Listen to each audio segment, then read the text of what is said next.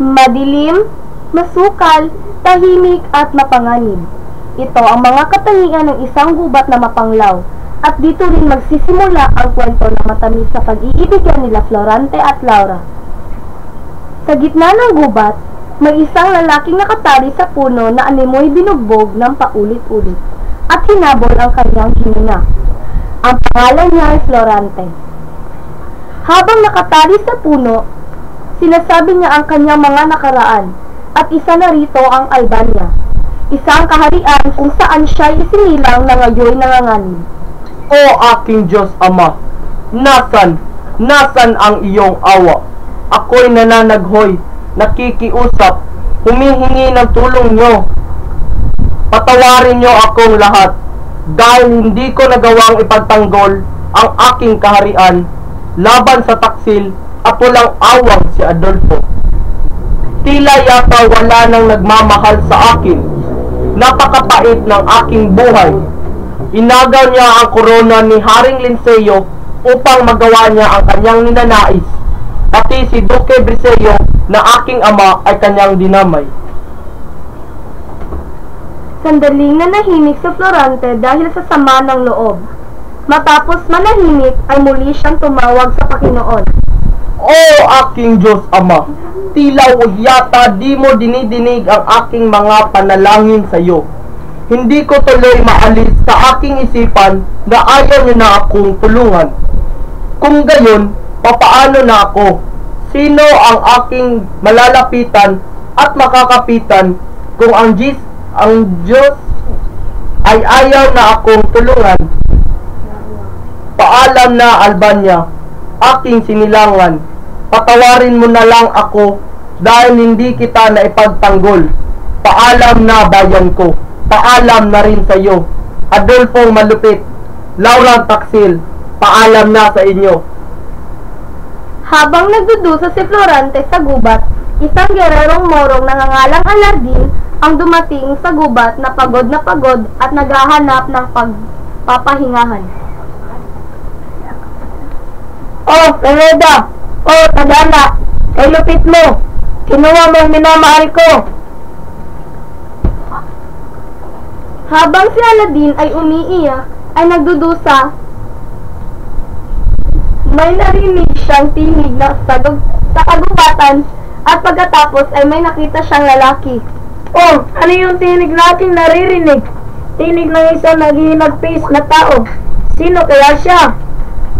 Talagang ako'y minamalas.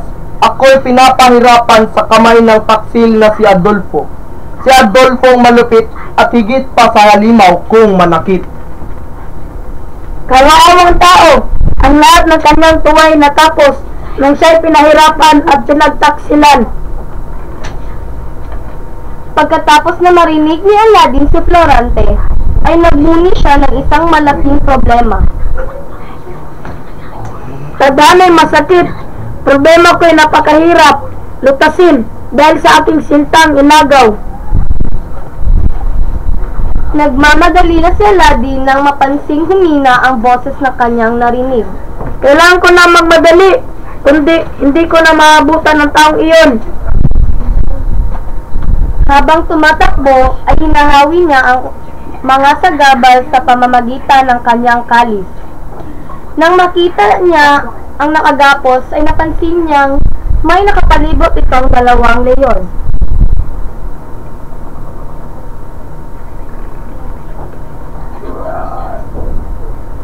Siya ay naganda at nilusob ang mga leyon. Pagkatapos na mapatay ang dalawang leyon, ay pinakawalan niya si Aladin.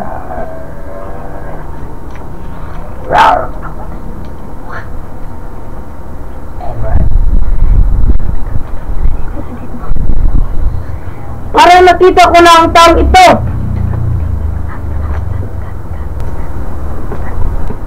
Pagkalipas ng ilang oras ay namulat si Florante at, Laura, nasaan ka? Tulungan mo akong makalabas dito.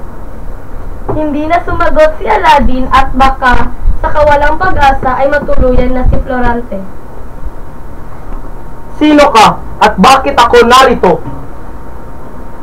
Magpahinga ka na lang. Ako ang nagligtas sa iyo. Hindi mo ba napapansin na tayo ay magkaaway? Marahil, pero ikay nangailangan ng tulong. Siguro nga ay patay na ako kung hindi ka dumating. Ngunit ang pagkamatay ko ang aking tunay kong kaligayahan. Hangal, hindi mo ba alam na dinadagdagan mo lang iyong pasakit? Hindi nagpansinan ang dalawa, ngunit isinama ni Aladdin si Florante sa kanyang pagpapahingahan at doon sila naglipas ng gabi. Pagdating ng umaga, ay napansin ni Aladdin na malakas na si Florante kaya ito'y kanyang niyakap. Maraming salamat sa lahat ng tulong mo, kaibigan. Inaliw ni Aladdin si Florante ngunit napansin nitong malungkot pa rin siya. Ano ba yung problema? Maaari ko bang malaman? Sige, sisimulan ko ang aking kwento simula nang ako'y ipinanganak. Ang dalawa ay naupo upang magkwentuhan. Pinanganak ako sa bayan ng Albania, kung saan si Duque Briseño, ang aking ama, ay naninirahan. Ang ina ko na, si Prinsesa Floresca, ay nakatira sa Crotona. Ako ay pinangalanan nilang Florante. Noong sanggol pa lamang ako, ay muntik na akong dagitin ng isang buwitre. Florante, tulong! Bakit po? Anong problema? Nakita ng pinsang kong si Minalipo na ako ay dadagitin ng buwitre. Kaya dali-dali niya itong pinana at napatay. At noon lamang naglalakad ako ay kinukuha ng isang alyon sa aking dibdib ang aking kupidong diamante. Buti na lang at hindi ako napahamak. Nang ako'y naging 9 na taong gulang, ay lagi akong nasa burol at dala ang aking panat busog at ako'y naghahanap ng hayop upang tirahin ng aking panak. Kapag ako'y napagod, ay nagpapahinga at naliligo ako sa batis kung saan masasayang nag-aawitan ang mga habang tinutugtog nila ang kanilang lira, ang kanilang tawanay na kapag papawala ng aking pagod. Pagkalipas ng ilang taon ay pinag-aaral ako ng aking ama, ngunit ayaw pumayag ng aking ina dahil ako'y lilisan. Bakit kailangan pa niyang umalis? Dahil mas maganda ang pagtuturo roon. Kung hindi siya mag-aaral, ano ang kanyang maging kinabukasan? Sino ang mag-aaruga sa kanya roon? Aalagaan siya ng kanyang mga guro't kaibigan doon. Sa mga sinabi ng ama ko, ay nakumbinsi niya si ina upang ako'y lumisan. Sa pagdating ni Florante sa Atenas, Florante, maligayang pagdating. Ako nga pala si Antenor at ako ang magiging guro mo dito sa Atenas. Salamat po. O bakit sila kay lungkot mo? Ayaw ko po kasing umalis sa Albania. Hayaan mo, lilipas din yan. Sa isang buwang pagtigil ni Florante sa Atenas, ay kapansin-pansin na palagi siyang tulala at di makakain. Isang araw, habang naglalakad si Florante, ay nakasabay niya si Adolfo, ang kanyang kababayan. Napansin niya ang tinong pagkilos nito. Makaraan pa ang 6 na taong pag-aaral. Binabati kita, Florante. May talento ka sa filosofiya, astropiya at matematika. Salamat po! Dito nagsimulang magalit si Adolfo dahil nasapawan na siya ni Florante. Isang hapon, tinignan ni Antenor ang mga estudyante. Magkaroon ng pagsasadulan ng trahedya ng dalawang apo. Si Florante ang nangunguna bilang polisi at si Adolfo bilang Eteocles.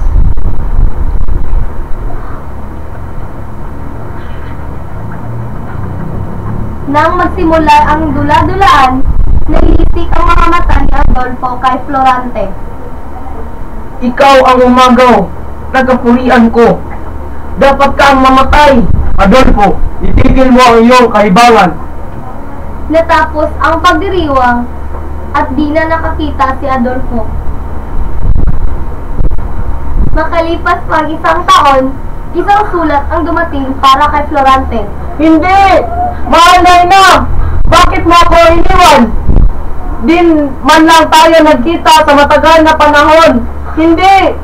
Hindi ka maaaring mamatay! 2 buwan na si Florante sa Atenas bago dumating ang kanyang sundo. Maestro, paalam po! Florante, tandaan mo, palaging mag-iingat kay Adolfo. Salamat po sa lahat. Tatandaan ko po ang iyong bilin. Mag-iingat ka, Florante. Kapag kailangan mo ng tulong, ay nandito lang kami. Minador, sumama ka kay Florante at Albania. Salamat po. Paalam na po. Pagdating sa Albania, Oh, aking ama! Oh, bunso! biglang may dumating na isang mensahero. Magandang araw po. Humihingi ng tulong ang Crotona sa inyo dahil nanganganib po na masakop ni General Osmalik. Saan niyo ang tulong namin? Florante, pupunta tayo kang Haring Linceo. Pagdating sa palasyo, sinalubong sila ni Haring Linceo. Malay! Ang aking anak na si Florante. Ah! Ang binata sa aking panaginip. Siya ang papalit sa aking trono. Pansamantala, pamunuan mo ang hukbong patungo sa Crotona. Tulungan mo ang iyong ninuno doon at magkamit ng karangalan. Nabalitaan ko kay Antinor na nagpamalas ka ng iyong kahusayan sa Atenas. Walang pagdududa na iyong namana ang katangian ng iyong ama. Maraming salamat po sa papuri. Ginawa ko lang po ang nararapat. Nasilayan ni Florante si Laura sa hardin ng palasyo. Maaari ko po bang malaman kung ano ang pangalan na magandang binibining iyon? Siya nga pala ang aking anak na si Laura. Maiwan muna kita at mag-uusap lang kami ng iyong ama. Pumasok si Haring Linceo sa loob ng palasyo at nilapitan naman si Florante si Laura. Magandang umaga sa iyo, prinsesa. Kanina pa kita napapansin. Magandang umaga, Florante. Salamat sa papuri.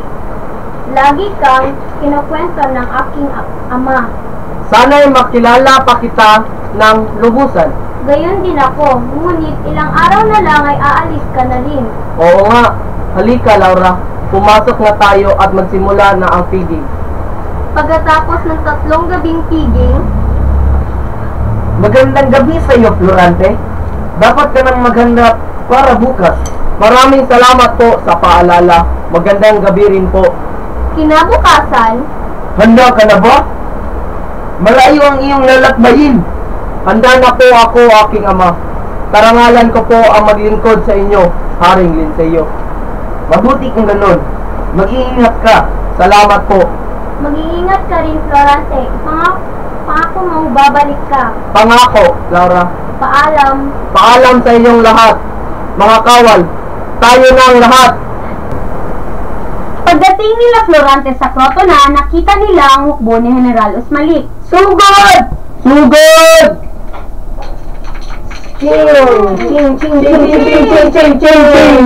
Ching! At nanalo sila Florante sa digmaan. Nanalo tayo! Mabuhay ang Albania! Mabuhay! Mga kawal, babalik na tayo sa ating kampo. Sa pagnalik nila sa Albania ay may nakasalubong sila mga dibinyagan na may dalang isang babae. Sino kayo at bakit kayo narito? Kami ang mga taga-Albania. Pakawalan nyo ang mabahing iyan.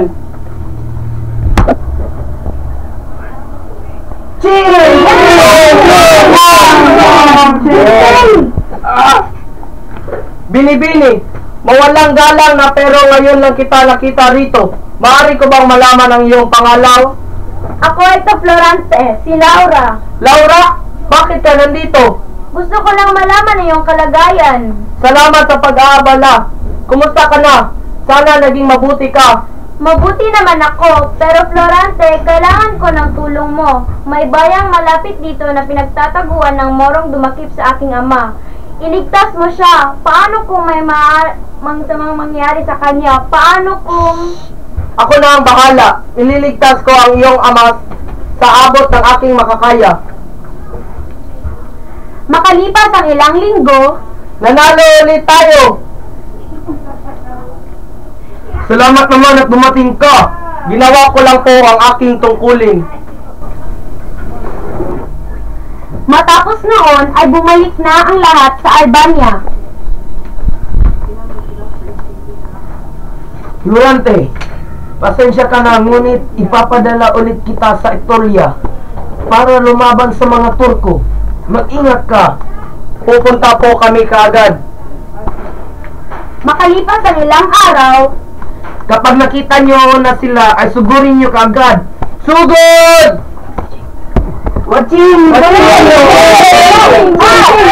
Meeting!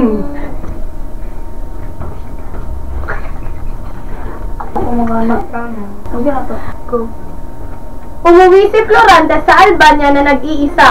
Pagdating niya, ay pinaligiran siya ng mga kawal. Anong ibig sabihin nito?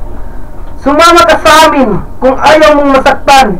Dinala si Florante sa palasyo at nakita si Adolfo. Kumusta na, Florante? Matagal na tayong hindi nagkakausap. Kwentuhan mo naman ako. Walang hiya ka. Anong ginawa mo kay Laura? Huminahon ka. Maayos ang kalagayan niya. Ngunit, ikinalulungkot ko. Magpaalam na ang iyong amang si Duque Briseo. Papatayin kita! Papatayin kita! Mga kawal! Alisin niyo ang tang ito sa harapan ko! At doon ang nagwakas ang pagsalaysay ng buhay ni Florante. At ganon na ang nangyari. hayaan mong ako naman ang magsalaysay ng aking buhay. Ang ngalan ko ay Aladin mula sa siyudad ng Presya, anak ng bantog na Sultan Ali Adab. Kaya ako nandito dahil ako ay pinagtaksil ng sarili kong ama. Samantala, sa kabilang bahagi ng kagubatan, Anong gagawin mo sa akin? Saan mo ako dadalhin? Sumama ka na lang! Itigil mo yan!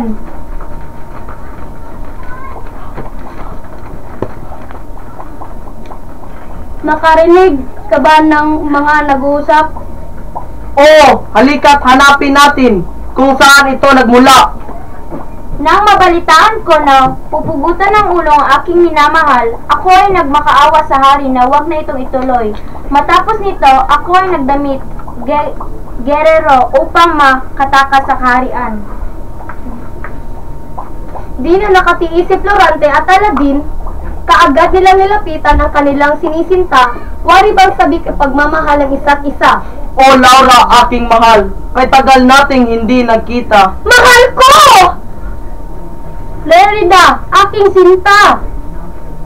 Oh, Aladin! Paano ka napadpad dito, Laura? Hayaan mong ikwento ko ang mga nangyayari sa akin sa bingit ng kamatayan. Nang ikaw ay mawala, naging magulo na ang bayan. Madalas ako pagtakaan ni Adolfo. Higit pa dito, pinaslang niya ang aking amang hari at maging ang iyong ama na si Duke Briseo. Ako'y nahabag kay Laura nang makita kong nilapastangan siya ni Adolfo. Kaya kinuha ko ang busog at palaso at pinanak ko sa dibdib ang walang awang hangal. Sadyang kalupit ng tadhana sa ating lahat. Ngunit ngayon ay masaya na tayong lahat at magkakasama. Habang sila ay nag-uusap, ay dumating si Menandro at ang kanyang mga sundalo. Dapat ay hanapin nila si Adolfo upang singilin sa kanyang mga kasalanan nang makita nilang maayos na ang lahat. Matapos ang sandaling pag-uusap, ay bumalik ang lahat sa Albania. Masaya ang mga tao na nakita silang maayos na nakabalik. Kaagad naman dinaos ang kasal ni na Florante at Laura at maging ni na Aladin at Florida matapos sila kapwa pagbinyagan. Florante, ako muna ay panandaliang magpapaalam sa iyo. May nagbalita kasi sa akin na sumakabilang buhay ng aking ama. Kailangan ko siyang puntahan. Sa kabila ng mga kasalanan niya sa akin, siya'y mananatiling ama ko pa rin. Ako ang papalit sa pesto niya, kaya matatagalan bago tayo magkita muli. Ipinapangako namin na kami ay babalik dito upang kamustahin kayong mag-asawa. Paalam, kaibigan. Dahil sa pagkamatay ni Haring Lanseo at Duke Deseo, ay pinalitan sila ni Florante. Sa kanyang paghahari, nanumbalik ang dating katangian ng kaharian, na mauli ang kayapaan, umunlad muli at bumalik rin ang dating ang mga tao.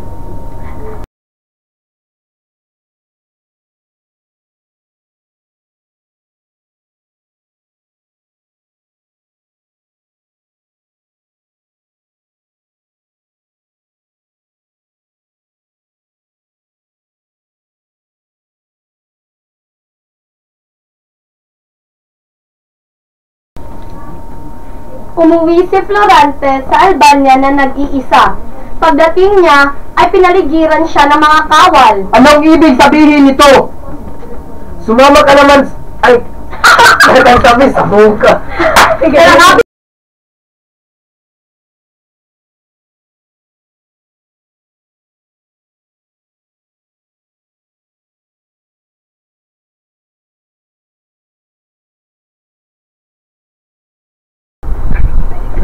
Noong sanggol pala sa muka. Ay, lihok ka ba? Lihok.